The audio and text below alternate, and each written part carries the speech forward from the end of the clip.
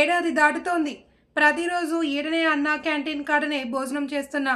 అడిగితే లేదనకుండా విసుగు చెందకుండా కడుపు నిండా పెడతారు.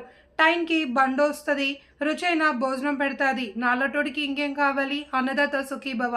కూలీ దొరికితే కడుపు నిండుతుంది. శ్రీకాకుళం నియోజకవర్గ ఎమ్మెల్యే శంకర్ బాబు సల్లగా ఉండాలా, మా ఆయుష్ కూడా పోసుకుని పేదలు అనాథలు అండగా నిలవాలా.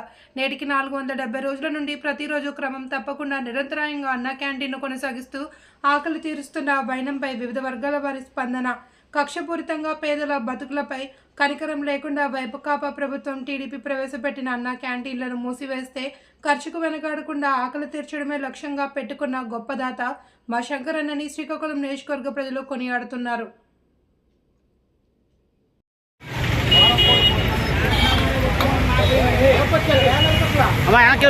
రోడ్డు మీద